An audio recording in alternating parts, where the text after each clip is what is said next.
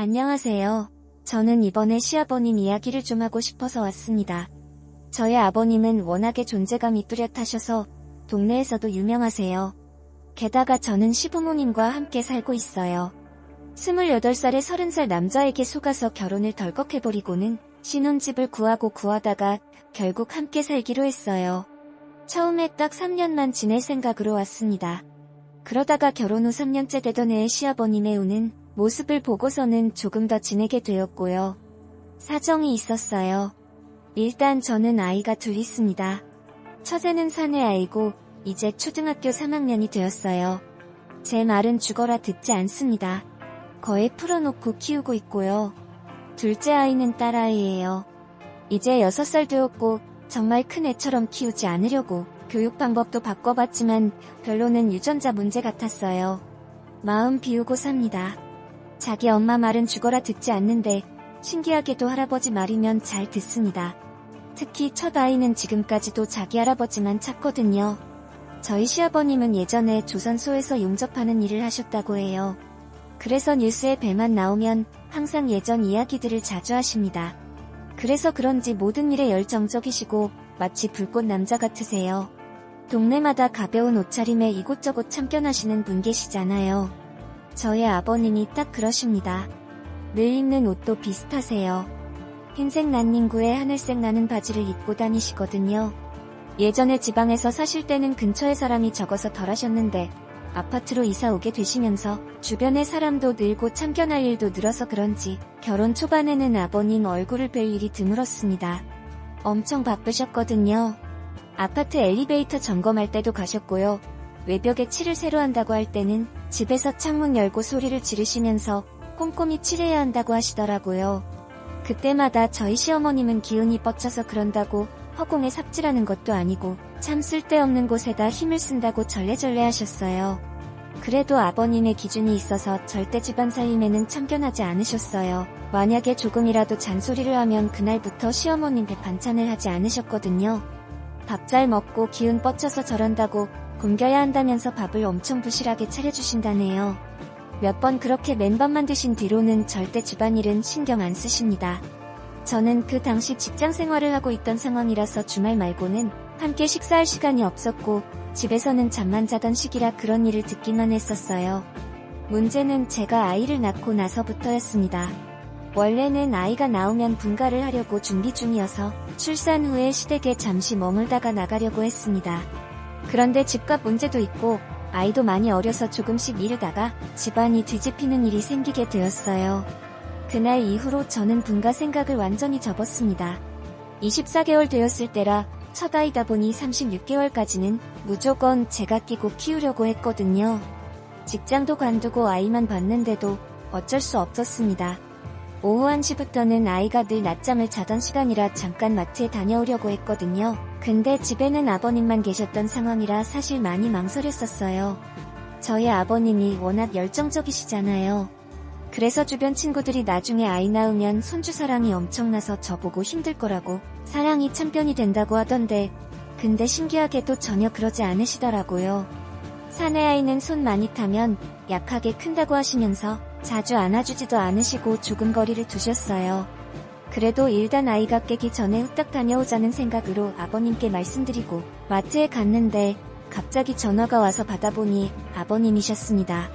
빨리 집으로 들어오라고 소리를 치셔서 무슨 일인가 싶었는데 근처에 아이 울음소리가 들리더라고요. 속으로 앞불싸하고 밀던 카트도 내팽개쳐놓고 집으로 달려갔어요. 도착해보니 아이는 정신없이 울고 있고 아버님은 앉지도 못하고 어찌할 바를 모르고 계셨고요. 이마가 다친 것 같았습니다. 그 당시 저희 집 소파가 쿠션만 있는 게 아니라 소파 틀이 나무 조각으로 된 거였어요. 거기에 찧었다고 하더라고요. 이마에 상처가 난 것 같았습니다. 근데 피도 나고 자꾸 붓고 무엇보다도 아이가 계속 심하게 울어서 걱정이 많이 되더라고요. 그래서 아버님과 함께 아이를 데리고 응급실에 갔습니다. 저도 그때 엄청 놀랬습니다. 첫 아이고 저렇게 우는데 어떤 엄마가 가만히 있겠나요? 근데 침착할 수밖에 없었습니다. 그게 저희 아버님 때문이었어요. 넋이 나간 표정으로 앉아 계셨는데 어찌나 놀라셨는지 손가락이 떨리는 게 눈에 보일 정도였습니다. 거기서 제가 더 놀라면 아버님이 큰일이 날 것 같았어요. 문제는 시어머님이셨습니다. 어머님은 곧장 병원으로 달려오셨거든요. 병원에 들어오시자마자 손주가 누워있는 걸 보시고는 그냥 바닥에 주저앉으셨고요. 우리 손주 잘생긴 이마가 왜 저렇게 되었냐면서 난리를 치셨습니다. 그 소리에 놀라 아이는 더 울고 그러자 시부모님들도 더 걱정하셨고요. 시아버님은 아이 손을 잡고 계셨는데 계속 손주에게 미안하다고 하셨습니다. 사실 아버님이 미안해하실 문제는 아닌데 저도 잘못이 있으니까요.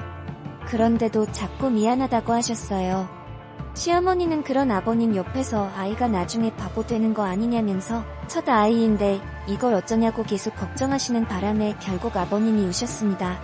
그때 아버님이 우는 모습을 처음 봤어요. 어머님은 아버님 옆에서 당신도 머리를 다친 거냐고 다 늙어서 왜 우냐고 소리치셨고요. 계속 아이 옆에 계시면 더 힘드실 것 같아서 밖에 대기실로 모시고 갔습니다.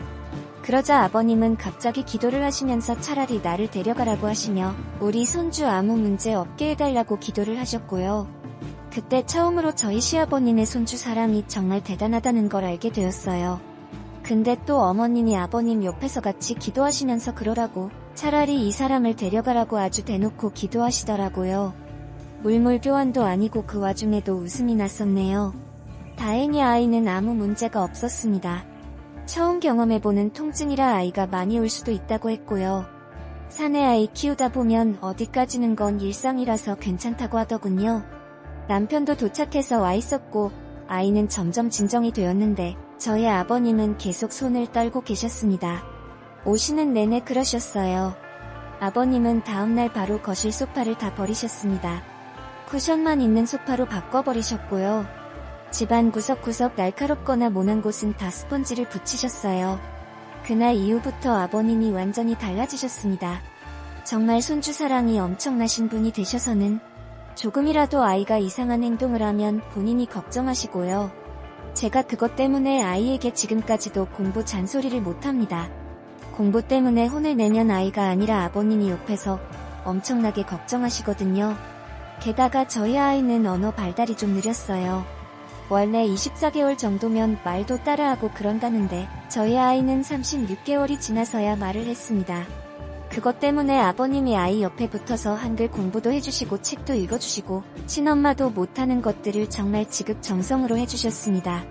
다만 아이가 처음 말을 하게 되었을 때 저희 어머님에게 할머니가 아니라 할맘 이랬거든요. 아마 할망구 소리를 자주 들어서 그런 것 같았어요. 아버님의 손주 사랑은 동네에서도 유명했습니다. 어딜 나가는 손주와 함께 나가셨고요. 어린이집도 아버님이 직접 데리고 갔다가 마중도 나가셨습니다. 저희 아이가 어린이집에 적응을 잘 못해서 처음에는 엄청 울고 할아버지를 찾았다고 해요. 원래 다 그런 단계를 겪으면서 적응한다고 합니다.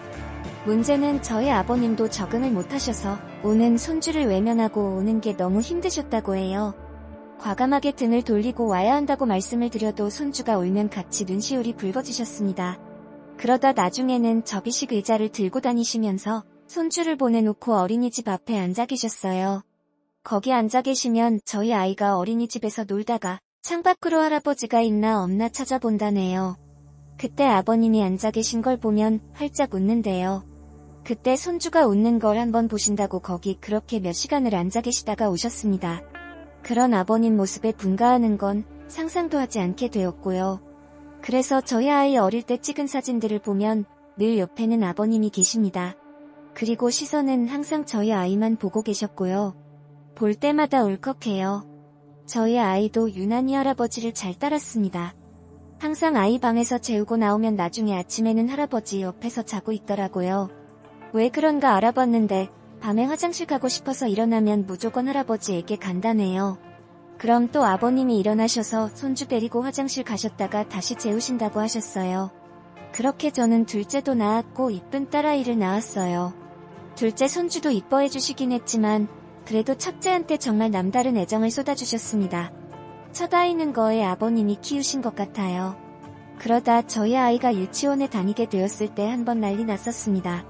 그땐 저도 화가 많이 났고요. 유치원에 다니고 나서부터 사실 좀 걱정이 되었습니다.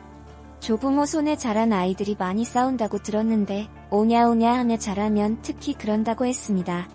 저희 아들 경우에는 조부모 손에 큰 게 아니라 그냥 품속에 있다가 유치원에 간 거잖아요. 만약 그 말이 사실이면 얼마나 많이 싸우겠나 싶었습니다. 그래서 저는 늘 아들에게 절대 싸우지 말라고 차라리 맞고 다녀도 되니 절대 때리지 말라고 신신당부했고 매일 아침마다 싸우지 말라고 이야기했습니다. 그런데 한 달쯤 지나자마자 유치원에서 전화가 오더니 저희 아들이 싸웠다고 하는 겁니다. 그때 정말 가슴이 철렁 내려앉았습니다. 올 게 왔구나 싶었어요. 대부분 자기 아이 걱정부터 한다는데 저는 무조건 상대 아이는 어떠냐고 물어봤습니다. 저희 아이가 할아버지의 사랑 때문에 덩치가 좋았거든요. 상대 아이는 상처가 없는데 그 아이가 저희 아이를 물었다고 했습니다. 그래서 팔에 물린 자국이 있다고 하더라고요. 저는 오히려 마음이 편해지더군요. 그래서 괜찮다고 이야기하고 그날은 제가 아이를 데리러 갔어요. 보니깐 활짝 웃고 다 좋아 보이는데 팔뚝에 이빨 자국이 크게 나 있더라고요.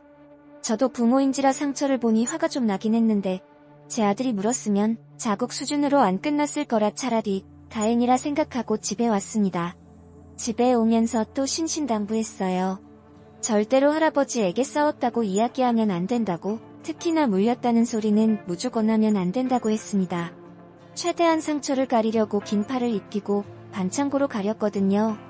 아이에게도 신신당부했고요. 근데 아버님은 귀신같이 아시더라고요. 참 신기했네요. 아이가 노는 모습을 보시다가 팔을 왜 그렇게 움직이냐고 하시며 아이에게 다가가셨습니다. 그러면서 팔을 걷어붙이고 붙인 밴드도 떼어버리시더라고요. 그리고는 아이 머리카락 사이사이를 보면서 다른 상처 자국이 있나 살펴보셨습니다. 사실 그건 저도 안 했던 건데 아버님이 다 살펴보시더라고요. 머리카락부터 발가락까지 아주 자세히 보시더니 그제야 아버님이 어디서 물렸냐고, 친구랑 싸운 거냐고 물어보시더라고요. 저는 너무 놀랐네요. 아이는 저를 한번 쳐다보다가 할아버지를 보다가 번갈아 가며 쳐다보다가 그냥 방으로 뛰어들어갔고 아버님은 아무렇지도 않게 TV를 보시더라고요. 아버님은 별다른 반응이 없으셔서 오히려 제가 물어봤어요. 크게 물린 것도 아니니 너무 화내지 마시라고 했습니다. 근데 아버님은 괜찮다고 하셨어요. 아이들끼리 싸우건데 어떠냐고, 그리고 원래 지는 쪽이 악에 받쳐서 무는 거고 물린 쪽이 이긴 거라며 웃으시더라고요. 그래서 괜찮다고 하셨습니다. 다음 날은 아버님이 아이를 데리고 유치원에 가셨어요. 그런데 돌아오실 시간인데 늦으시더라고요. 거의 점심시간이 다 돼서 들어오셨어요. 표정이 엄청 어두워 보이셔서 무슨 일이 있었는지 여쭤봤습니다. 어제 그 싸웠다는 애 엄마를 만났다고 하시더라고요. 그래서 늦었다고 하시면서 손주를 유치원에 보내고 혹시나 해서 예전처럼 그 유치원 앞에서 계속 있으셨대요. 아무래도 손주가 물리고 와서 걱정되셨겠죠. 근데 문제는 어떤 엄마가 아이랑 같이 들어오더니 딱 봐도 화가 잔뜩 난 표정이었답니다. 그래서 유치원 가까이 가보니 저희 아이랑 싸웠던 아이의 엄마였던 거예요. 거기서 막 소리를 지르고 난리를 쳐서 아버님이 가서 이야기를 한참 나누셨다고 합니다. 좋게 이야기하고 사과도 하셨다네요. 그래서 사과는 왜 하셨냐고 우리가 사과받아야 정상 아니냐고 여쭤봤는데 약간 미친 여자 같아서 그냥 사과하고 끝냈다고 하시더라고요. 서로 자식 교육 잘하기로 했다면서 그렇게 말씀하시고는 방으로 들어가 버리셨습니다. 저는 뭔가 계속 찜찜했어요. 그래서 그날 아이 데리러 제가 갔습니다. 유치원에 가서 제가 그랬어요. 아까 아침에 저희 아버님과 무슨 이야기를 했냐고 물어봤어요. 상대방 엄마가 화가 많이 났다고만 이야기하더라고요. 아니 물린 쪽은 우리 아이인데 어처구니가 없잖아요. 그래서 아니 할 말 있으면 애들 다 있는 유치원에서 그러지 말고 나한테 직접 전화하라고 내가 엄마니깐 연락하라고 했어요. 그러면서 제 전화번호를 알려주라고 하고 왔습니다. 그리고 그날 저녁에 정말 제 핸드폰으로 전화가 오더라고요. 근데 웬 남자 목소리가 나더라고요. 저보고는 그 아이 할아버지라고 하시면서 저에게 대뜸 자식 교육 똑바로 하라고 소리를 치는데 어이가 없었습니다. 그래서 일단 참고 듣다가 애 엄마를 바꿔달라고 했어요. 그 여자가 받자마자 누군 아빠 없냐고 하더니 저에게 막 싸붙이더군요. 그래서 혹시 시아버님이 무슨 말 실수를 하셨나 싶어서 그날 아버님이 무슨 이야기를 했냐고 물었어요. 근데 사과만 하셨다네요. 나이 많은 사람이 사과하면 그냥 곱게 넘길 줄 알았냐고 그러더라고요. 그때 뚜껑이 열리더라고요. 물린 건 우리 아이인데 딱 봐도 아버님이 잘 넘기려고 사과하신 건데 그때 내가 있었으면 어림도 없었다고 했습니다. 한번 상처난 곳 사진 찍고 일키워 볼까요? 라고 소리를 질렀습니다.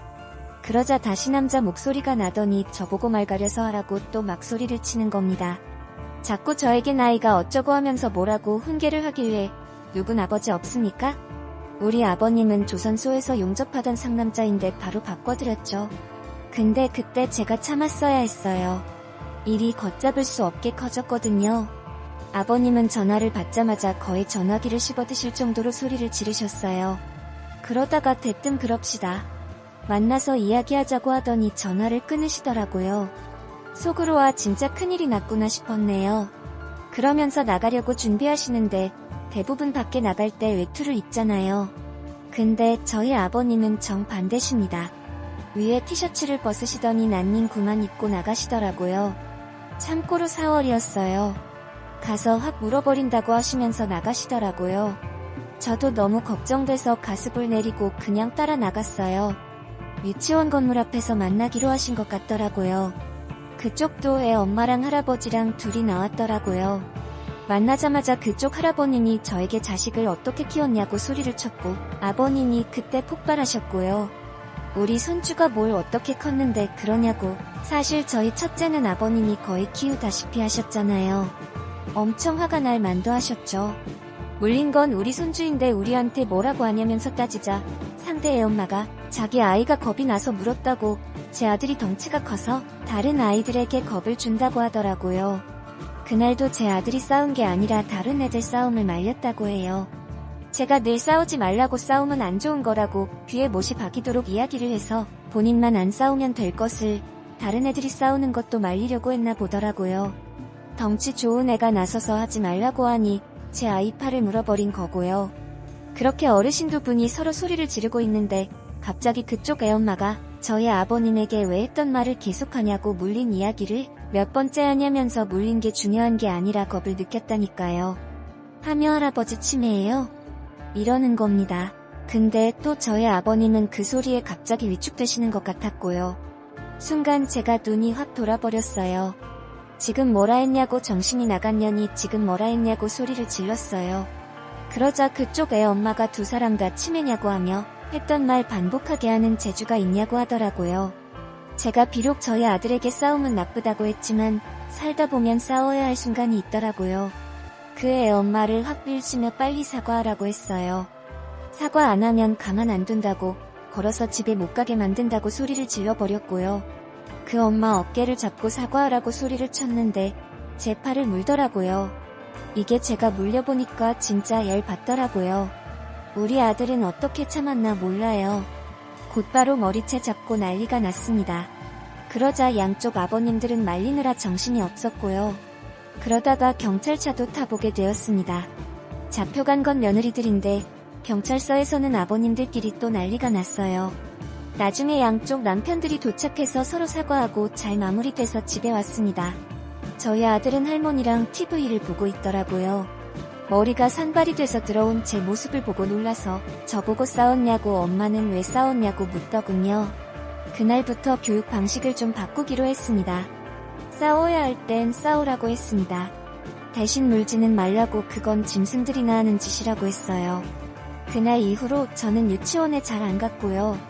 아버님이 데려다주고 데려오고 해주셨습니다. 솔직히 제가 그 애 엄마를 만나면 못 참을 것 같았거든요. 아버님은 그날 저에게 정말 잘했다고 내가 속이 다 후련하다고 하셨습니다.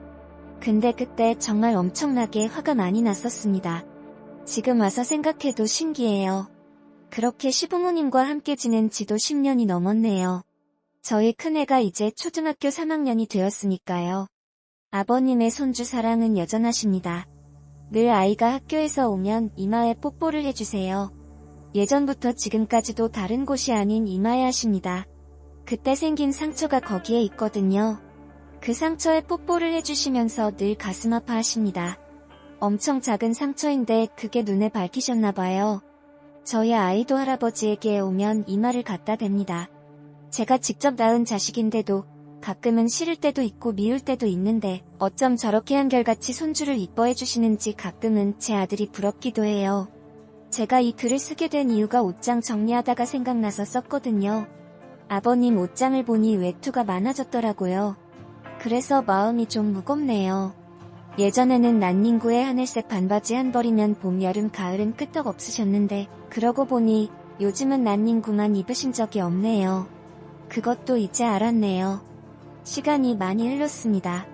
저도 시아버님 덕분에 경찰서도 가보게 되고 그 이후로는 절대 그런 일은 없었지만 참 많은 일이 있던 것 같습니다. 어쩌면 그때 저희 아이가 이마를 다치지 않았다면 이런 추억은 없었겠죠. 저희는 분가했을 테니까요. 그러고 보면 정말 소중한 상처인 것 같습니다. 나중에 제 아들이 더 커서 교복을 입고 군복을 입고 양복을 입을 때까지 아버님이 제 아들 곁에 오래오래 계셨으면 좋겠습니다. 이마에 뽀뽀도 해주시고요. 제가 준비한 이야기는 여기까지입니다. 아버님의 손주 사랑이 너무 크고 넘쳐서 그 사랑이 온 가정에 다 스며든 것 같습니다. 참 따뜻하네요. 사랑이 아무리 따뜻해도 난닝구만 입으시면 안 됩니다. 외투 많으시다니 다행이네요. 오래오래 손주 곁에서 건강하게 더 행복하게 지내셨으면 좋겠습니다.